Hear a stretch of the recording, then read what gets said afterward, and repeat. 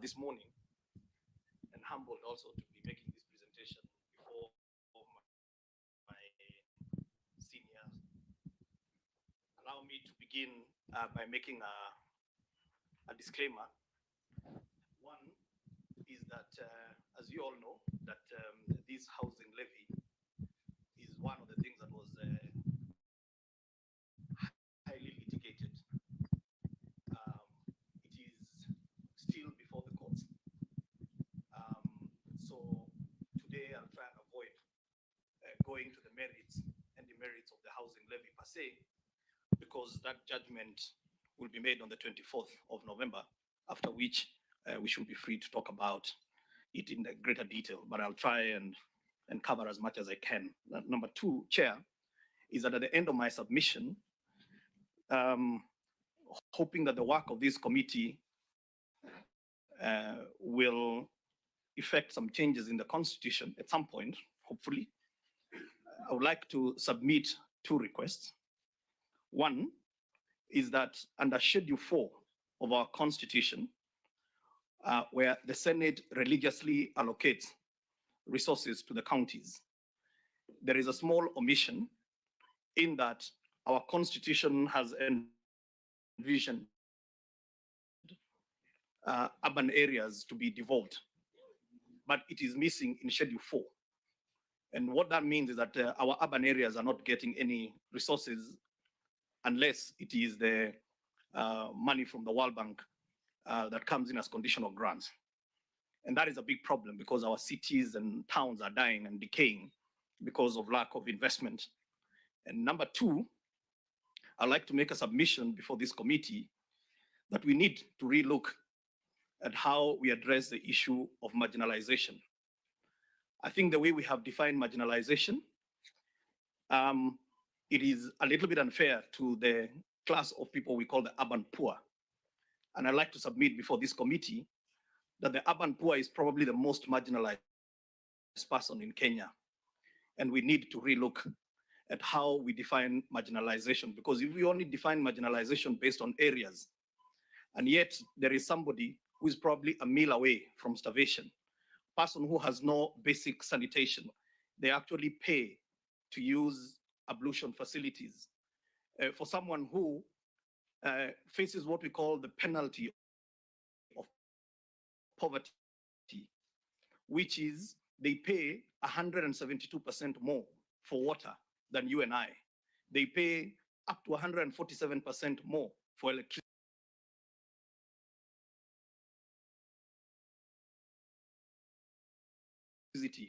I think it is the high tide away. There are huge population.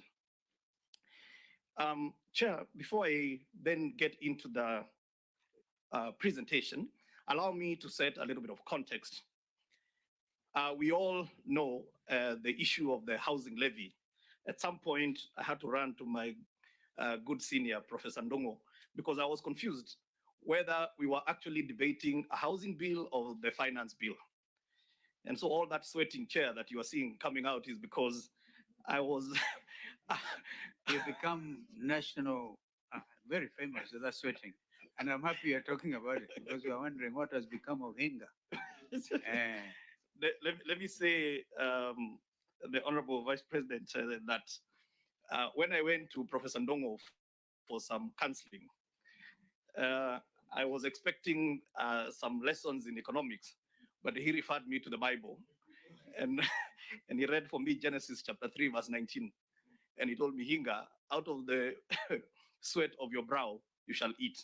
So sweating is biblical. But the Bible seems to have helped. It's not sweating today. Maybe a bit too early to call it. Chair, there is a very interesting report that was done by the World Bank in the year 2017. Now, like anybody who like to make comments on the issue matters to do with housing, just get a copy of that. It's available online. It is called Unavailable and Unaffordable. And I believe this study painted a very good picture about the housing situation in Kenya. There are things that are indisputable. And I think where things become a bit murky is the how to solve. But there are certain things that are not in dispute. Number one, we are one of the fastest urbanizing countries in the world. We have over 500,000 people who are coming to urban areas every year. That is a fact. Number two, Chair, is that if you look at the percentage of what you call the urban population, at the moment, and these are very old statistics, which is 2019, after the census, we had about 6.5 million Kenyans living in slums. That is also a fact. So if you're adding 500,000 people every year into urban areas, when they come to those urban areas, what do they find? Chair, they find something which is interesting, and I know a professor here will back me up because of it's a lot more in economics. Chair, what you find is that we have very low incomes in Kenya. And where you have low incomes, and then you have got very expensive land, ordinarily, then what happens is that rentals tend to be very land, rents tend to be very high. And so, therefore, your working class, I'm not talking about people who are not working, I'm talking about your working class, people who wake up, some even earlier than we do, to go to work, cannot be able to afford the kind of rentals that we find in the urban areas.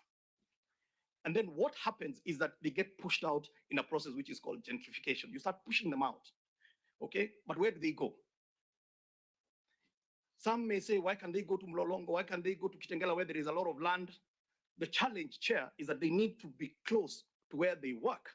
Because again, if they move further away from where they work, the cost of transport becomes a hindrance. So where do they go? They go and set up informal settlements. And that is why, Chair, as of 2019, we had 1,141 informal settlements in this country. They do nothing. If we do nothing about it, Chair, in a few years' time, our major cities will be nothing but major slums.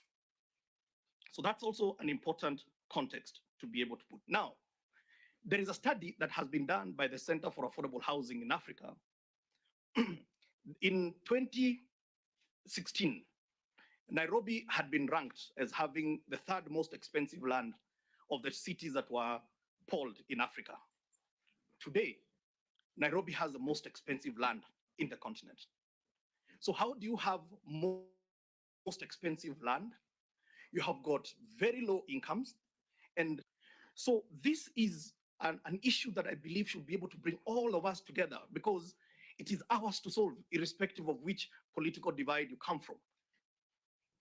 Even us who live in most affluent areas, you can attest that there is a slum next to where you live. And at some point, if we do nothing, a high wall is not going to keep you safe. There will be a slum right outside your gate. And so I believe that this issue of housing should actually not divide, but actually should bring people together. I was privileged to be in the last government, honorable chairs, and housing was part of the Jubilee agenda. Also, housing was a core pillar in the Azimio manifesto. As a matter of fact, where we ended, the Kenya Kwanza proposed 3% on the levy. We actually ended at where Azimio had proposed, which was 1.5%. So I would like to believe that if we are all genuine and we put away our political caps, we can be able to look at this matter of housing, soberly, and we can be able to agree. We may disagree, we may not agree on everything, but we agree we have a challenge. So, Chair, I'm going to go very quickly to the economics of housing, because I think that is very, very, very important, the real merits of the levy itself. So I have a presentation, Chair, which is has four headings, which is a quick introduction, the economic context, the economic recovery, and then I'll go a little bit into the housing fund and offerings. Chair, the Kenya Kwanza government has a plan, and our plan is to have 1 million Kenyans owning their homes in this first dispensation. Now, Chair, the reason that number is not a thumbsuck, it is because in Kenya, we have a housing demand of 250 homes a year. The market is only able to produce 50,000. And of the 50,000, only 1,000 is affordable housing. So we have got 49,000 for the high end, that is a 3%. And then 97% of Kenyans are left with the 1,000 that is being produced by the market today. So our plan is ambitious and bold because we believe that we have a systemic failure in housing in Kenya. And for us to be able to understand how this systemic failure has stepped back into history and realize that at the turn of independence, when we came up with the housing policy, we were the government building homes through National Housing Corporation, site and service. And that happened until the late 80s, when the infamous, when we got into trouble with the IMFs and the World Bank at the time, and we got into structural adjustments. And at that time, one of the things that we were told to exit from was housing. And from that point to date, the likes of National Housing Corporation has never received any funding from government. Most of you perhaps have lived in estates that were funded through National Housing Corporation or the old municipal councils. So Chair, let me go quickly to the economics of housing, which I think is very important to understand. One, Chair, is that we know right now we are in a bit of an economic meltdown of some sort. And this did not just start now. It has been there from COVID. We never recovered from COVID. We are in Russia. We never recovered.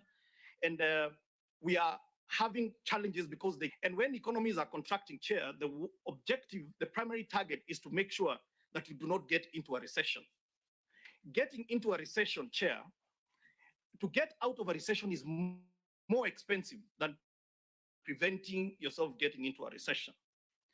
Now, Chair, as I said, the do nothing is not an option. And this is a case where you get presented with bad options. When you're going through an economic meltdown, when you look at the options that you have, very few of them are good options. Then when you take the context that our economies lack resilience, we don't have enough social safety nets to the poor people and even to the working class who sometimes get laid off. Chair, we have a situation of dilapidated supply chains. So I don't know whether I'm going backwards or forward. Okay. Then, Chair, I read something yesterday in the Nation newspaper, and I was a bit surprised by what I read there, because I guess trying to paint that this government has borrowed so much money, they failed to understand that part of the reason why our debt has increased, even without borrowing, is that because some of our borrowing is in hard currency and our shilling has depreciated. Even without borrowing, the debt has gone up. So our currency is devaluing, we have high inflation, we have rising interest rates, we have uncertainty that is there in the market. Chair, we have seen in our own context here, we have got a huge unemployment issue. We have a huge youth bulge. We have our economy is around contracting manufacturing. We have had prolonged drought. We have had serious impact from COVID.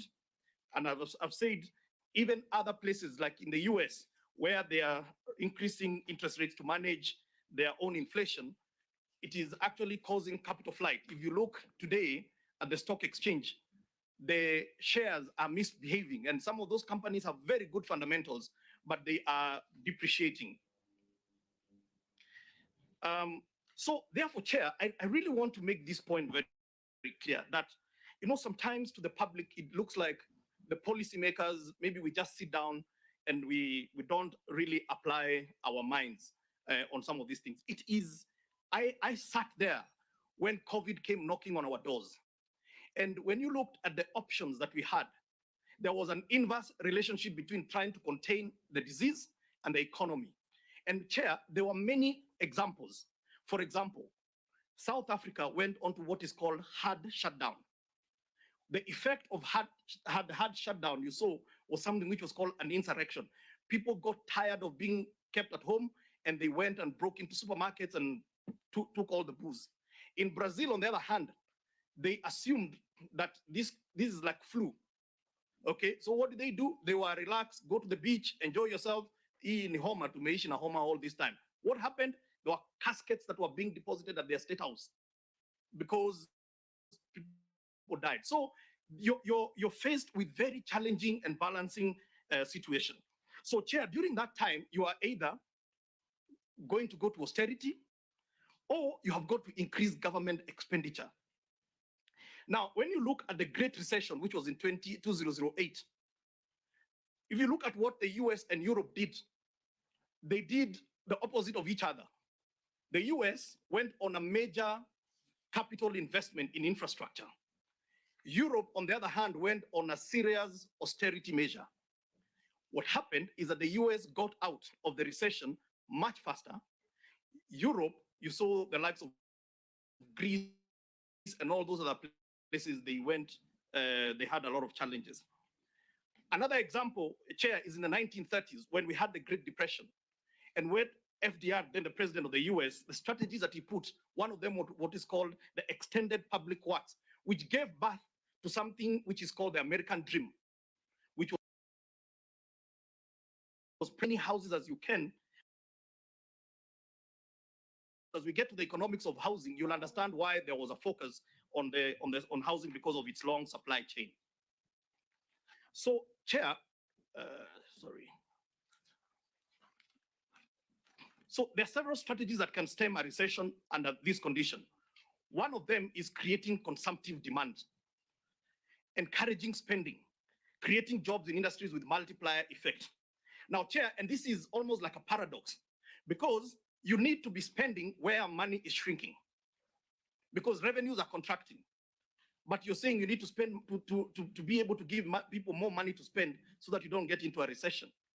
So, Chair, if you look at certain economies like the US, during this economic meltdown, what did they do? During COVID, what did they do? They printed money. They gave people checks. They did something which is called qualitative easing, which is they bought back their bonds. Why? Because they wanted to make sure that there is money circulating in the economy. Because when there is an economic meltdown, what you don't want to do is lack of that spending. And so, Chair, as I get now to the context of why we have put so much emphasis on housing, it is because in Kenya, we may not have the powers to print those checks. We may not be able to have the kind of monies to buy back our bonds. But there is something that we can be able to do.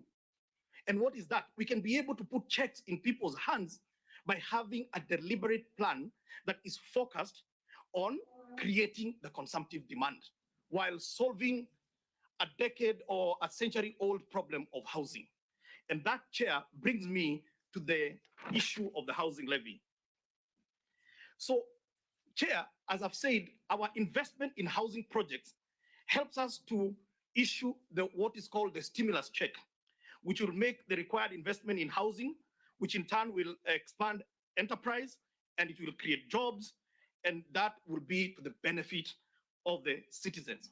Now, it's important to understand why you want money to be spent, and especially when you're talking at the lowest level, which is the local economic area. It is because, especially when you're spending money at the bottom of the pyramid, that money tends to circulate around there. You see, today, if I gave my good friend Omar Hassan 10,000 shillings, he'll probably spend it. Okay, I know he didn't partake some of those other drinks, so maybe not a good example. But maybe those are two drinks. Maybe to take, maybe he'll go spend that money outside the country. If you put 100 shillings, It's okay, you can use Opio and I.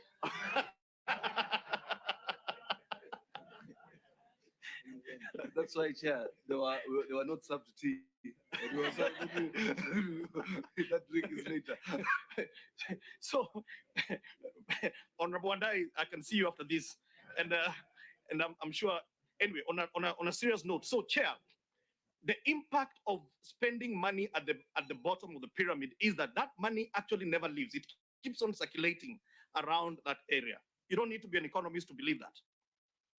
But Chair, there is something that is important to understand, is that it's not like you just Kenyans live in open spaces. Kenyans have houses, but those houses do not meet the basic definition, what is in our constitution and even in the UN, of what is decent housing. And that is why I believe the issue of housing was in all the major parties' manifestos, okay? Because we have a problem. But Chair, to solve this, you need scale, because it is the large economy, it's leveraging the large economies of scale that you can be able to produce the jobs that we want. Chair, we talk about manufacturing, and sometimes we talk about manufacturing in abstract terms. Question is, what are you manufacturing? What are you manufacturing? Because it's, you must have a plan.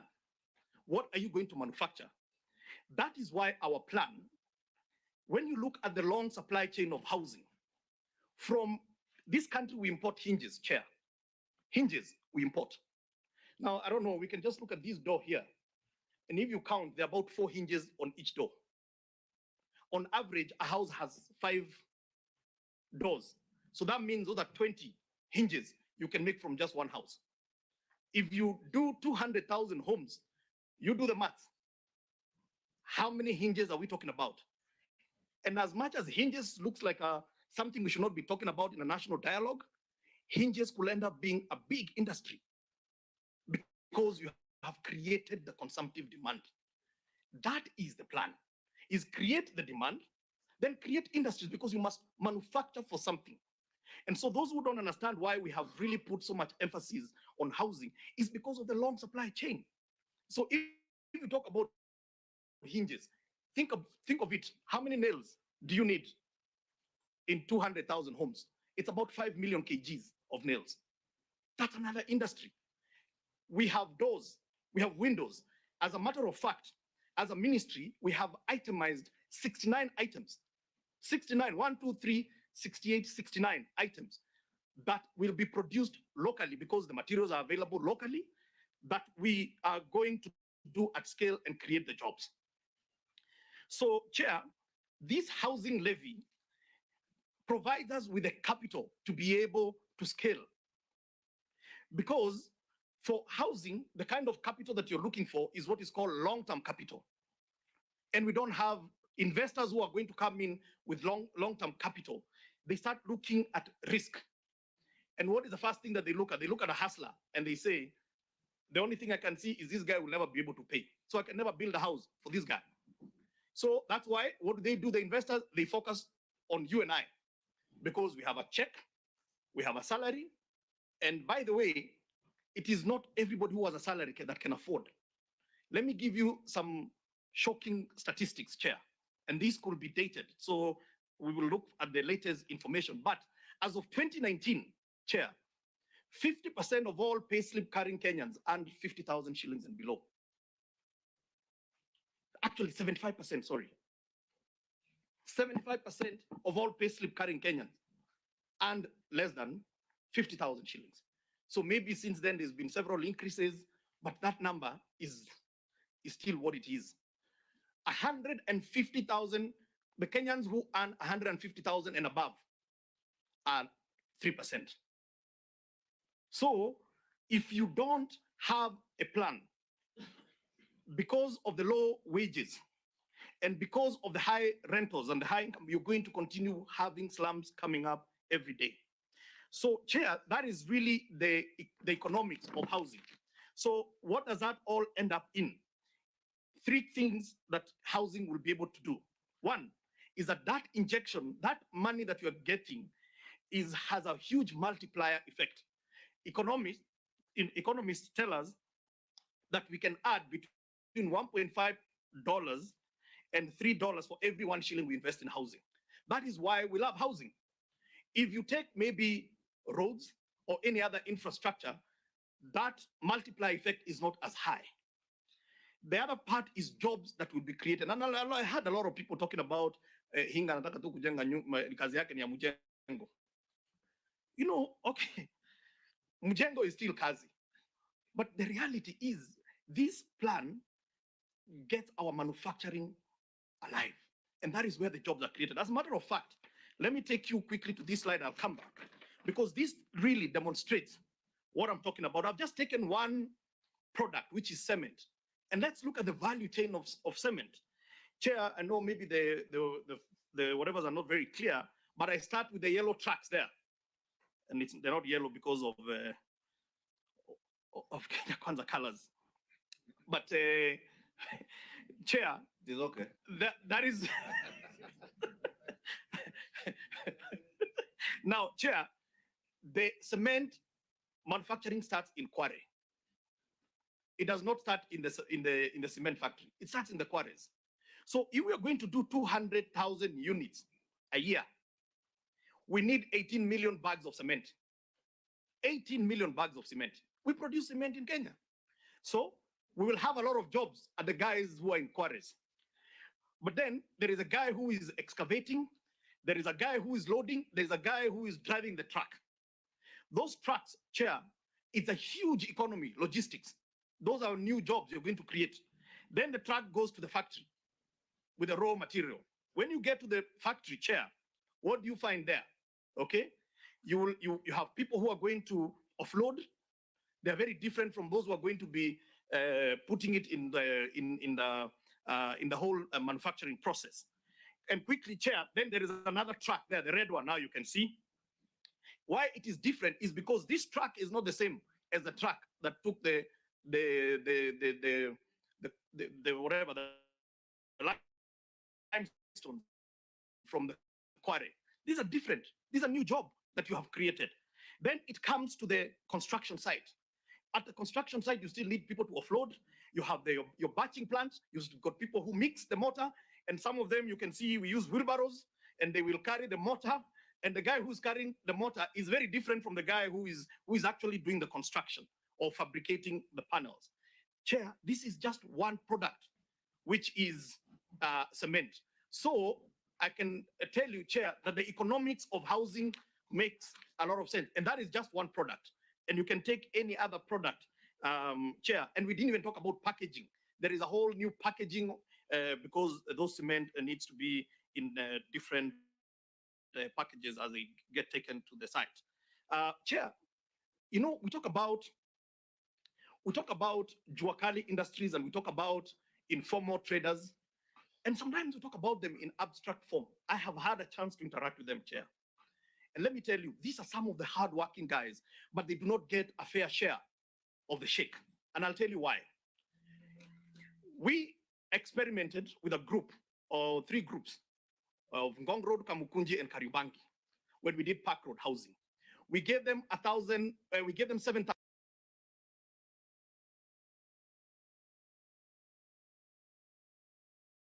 doors to do. Chair, we gave them to do doors because we know they already know how to make doors. These guys, that 7,000 doors came, including installation, came to about 123 million. That's probably the biggest check they had ever seen.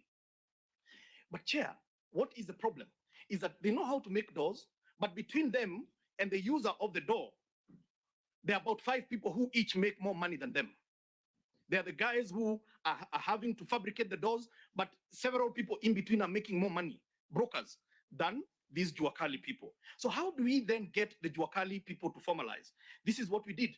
We gave them a contract to do 7,000 doors. It was 123 million. They did the doors, Chair, and I can confirm they did good doors. And they were paid. And Chair, 58 of them ended up being homeowners in the same houses where they were building those doors. And the final thing is, when they got paid, because they were informal, they didn't know about a guy called KRA. And soon KRA came knocking on their doors to say, you owe me money. And so they came running to me and they say, PS, KRA is going to shut down our accounts because we owe them money. So I had to call the CG then. I told him, these are honorable people. They will pay you because they're still owed a bit of money, but midwife them because now they become new taxpayers. We are talking about 17, 18 million Kenyans who are today maybe not in the tax bracket. If we do housing at scale, we start to bring them into the tax bracket. We can't keep on talking about 3 million Kenyans and we have no plan. This is the plan to formalize them. Give them a product, give them the support, and they will be able to produce. So, Chair, this is the summary. Do housing projects at scale. You're going to create jobs, and you're going to have a very long cash circulation process. Because of time, Chair, if you look at the economics of 200,000 homes, that is per year. If you look at the numbers that I gave, if 200,000 homes at an average of about 2.3 million shillings a house, average, yeah? That gives you 460 billion. That is the cost. Out of the 460 billion, Chair, if there is a multiplier effect of 3 times, okay, it means that you have injected in the economy 1.15 trillion shillings. So the levy that we are collecting today, once we scale it up, we should be able to get a lot more money in the economy. Then, Chair, if you take the 10.5% of the mjengo is labor, then it means that we will have about 48.3 billion of money going to wages. So we have got more people coming into the wage bracket. They become more taxpayers. Professor Ndongo is very happy because he's collecting more money, and we are building the nation. And then, Chair, if you look at the average number of formal and informal jobs, you can do up to 2.1 million jobs when you at peak time. So those are the numbers, and I've given the assumptions there. Now, a quick summary of why then this housing levy. We look at it from 2 sides in financing, supply side and demand side. Chair, on the supply side, that is where the developers are. Today, developers are only developing for those who can pay, as I've said. Number 2, they cherry pick. They cherry pick. Why? Because they say money is not emotional. You know, they want to go to where the money is going to give them the highest return. Now, let me demonstrate to you. This year alone, I have advertised so many projects. I'm sure you've been seeing them in the newspapers. The first round I advertised was around Nairobi Metropolitan. I had an influx of investors who wanted to take up those homes. Second round, I went to Western Kenya, Kisii, Migori, all those places. I had one investor out of 55 parcels of land that I whatever. Now, Honorable Wandai and the people from that block, you're also Kenyans. You also deserve affordable homes. So if today we say, let's go and leave it to the private sector, what is the private sector going to do? They're only going to focus on where they're going to get a return. So that is why this housing levy gives us the ability to be able to build these homes indiscriminately in every part of our country. And that's why I wrote to every member of parliament and I requested that you give us land in your constituency. Think about it, 200 units, Honorable Wandai, 200 units is average of about 500 million shillings. That is about 5 times your CDF. That means there's going to be so many jobs back at home. There will be lots of industries. Your local hardwares are going to thrive. So, Chair, that's the reason why we need to do something on the supply side, because investors will only focus on those who can afford. On the demand side, though, on the other hand, we talked about low incomes. So the buyers, they lack adequate funding. They do not qualify for mortgages. They walk to a bank and the bank will look at them and tell them, listen, you don't qualify, period. The existing mortgages are too costly. Chair, in this high rising interest regime, I'm sure most of you have got a mortgage. Some of your mortgages have reached 18, 20% now as we speak. This government is committing through this housing levy to give every Kenyan who wants, because it is not designed for certain people, it's for every Kenyan. If you're in social housing, we'll give you a house at 3%, fixed until you finish paying, or Jesus comes, whichever comes first. Number two, if you're in affordable housing, we'll give you fixed at 6% for up to 30 years for you to pay. If you are in market, because majority of the working class are in that market bracket, you're not also forgotten. We're giving you 9% fixed. That is half of what you're paying today in the market. And that has been made possible because of this levy. Because the levy is giving us scale, is giving us cheap funding that we are able to advance to Kenyans. So,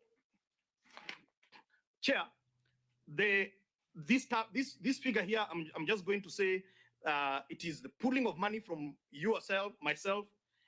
We bring it together in a fund, and then we are able to give the developer an offtake, so that now the developer does not have to say this Juakali artisan or that Mamamboga cannot afford. What they see, they don't see Mamamboga, they see the fund, because the fund will give them a guaranteed offtake that if you build these houses according to the contract, we will offtake those units. That's what that slide says in many numbers. And this is the summary of what I've said. We have got various models for social housing, that is for people who earn 20,000 and below.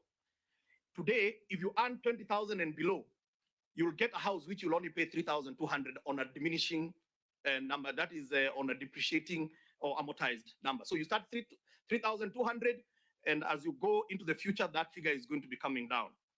That is for 1 room, 2 room is 4,800, 6,400. By the way, Chair, these numbers here are not a thumbsuck. These figures, this is the average rental that is being paid by these people who, so that is what that slide means. The next slide is now this is now for those who are in affordable housing bracket, and that is those who earn 20,000 and 150,000. That is how we defined you. You will get a studio unit if you want to start a park in life for 5,200 shillings only. You get a 2-bedroom house for 10,400, and you get a 3-bedroom house for 15,600 shillings. Chair, those figures are made possible because of this housing levy. And lastly, those who are in the market, there is something for you as well. You will get a much bigger unit with better finishes, and you will be able to get, let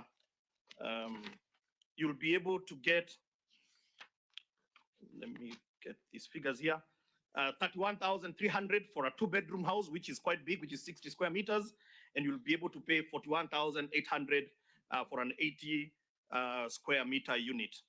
Chair, there is one more category, which is our folks in the rural areas. If you're in the rural areas, I've got good news for you, is that we will come, we are working with our TVET colleges, with our ABMT centers. Honorable Kalonzo, I have got an ABMT center in Mwingi, where we are putting what we call hydroform machines. And these hydroform machines, or they use what is called stabilized soil blocks. Okay, so we can be able to get as many young people to come. And for every block they make, we will pay them 3 shillings. And we will use those blocks to convert the mud houses into decent homes. And if you do that, we'll also be able to give you a facility which you will be paying for a period of time, and it is going to be at 6% if you want to build your rural home.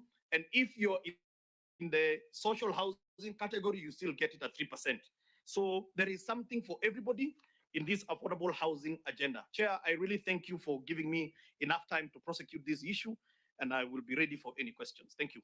We thank you so much, Wanahinga. By the way, in Mwingi, we had when Mwingi, women are themselves building their own houses. And no hydroform, good plants. You have plants. Who is the next one? Below, Belokero, then Rogo. and then Rogo. They have come from after Sorry? the CS National Treasury. Oh, Yes. yeah. Azimio will be telling us what plans they have. They want to come after Juguna or Juguna first? After Njuguna, because they need to hear him. I think so. Yes. Prof, Not, I think everybody is really looking for you. They want to hear. Give a bit of comfort like you did to Hinga. I thought you should be the last. Chair, I think Kenyans need a bit of comfort. Yes, Chair, Yes. I thought you could be the last After the rest are finished, then he wraps up. Well, what do you feel? Either way, I'm okay, Chairman, with wrapping up because wrapping up. yes. Okay. So we It go will to all, Bilo. it will all come to you. So, Rugo and Bilo, Thank you, Mr. Chairman. Let me start by saying my views are mine and not the government of.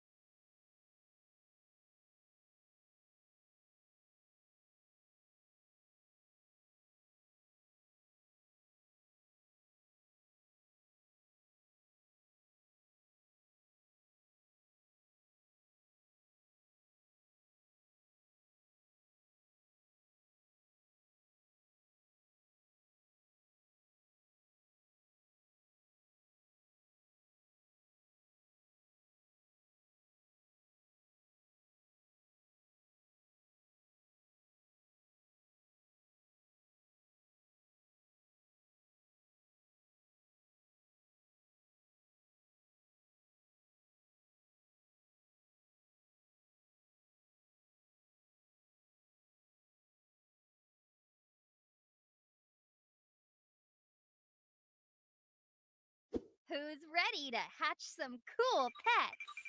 Click here to make your very own monster on Adapted Mind, where monsters teach you math. Oh my, that monster looks incredible!